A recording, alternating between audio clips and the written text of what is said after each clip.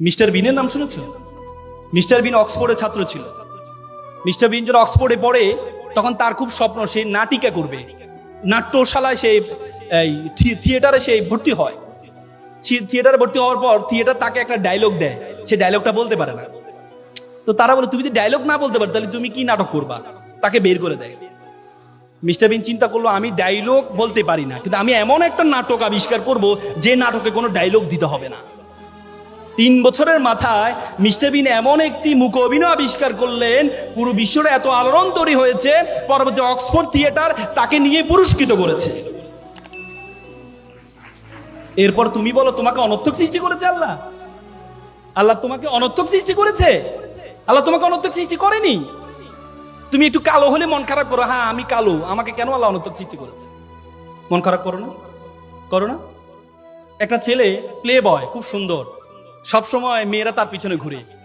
তো পড়াশোনা তো আর করে নাই, সবসময় প্লে বয় ছিল, পড়াশোনা তো আর করে নাই। তো চিন্তা করলো এবার তো বয়স তো পার হয়ে যাচ্ছে, বিয়ে তো করা দরকার। বিয়ে করতে হলেও তো বউ চালাইতে হবে, বউ চালাতো সামর্থ্য তার নাই। সে চিন্তা করলো এমন একটা মেয়ে বিয়ে করতে হবে যে মেয়ের কি, যে মেয়ে চাকরি করে। তো পরে বন্ধুকে বলে বন্ধু চলো একটা মেয়ে দেখতে যাবো। বন্ধু তো ভাবছে যে তার পিছনে সুন্দর সুন্দর মেয়েরা ঘুরে, এমন এক বিশ্ব সুন্দরীকে আজকে দেখতে যাবে, একটা দেখার তো তার খুব শখ। বন্ধু যাওয়ার পর দেখে যে মেয়েটা কালো। বন্ধু মেয়ে তো কালো।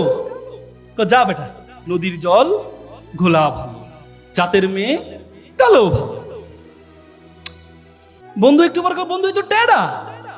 যা বেটা, এটা লক্ষ্মী টেডা। মানে তার যতগুলো উইকনেস আছে, প্রত্যেকটা উইকনেস ইউনিকনেসে পরিণত হয়েছে শুধুমাত্র তার যোগ্যতার কারণে, শুধুমাত্র তার যোগ্যতার কারণে। আর তুমি বলো তোমাকে অনর্থক সৃষ্টি করেছে? তুমি মনে করো সুন্দরের সুন্দর আল্লাহ মিলিয়ে দেন না, আল্লাহ যোগ্যতায় সুন্দর দুইটাই মিলায় নাকি? কোরআনে বলছে আত-তাইয়্যিবাতুল লিত-তাইয়্যিবা আল-খাবিসাতুল লিল-খাবিসা।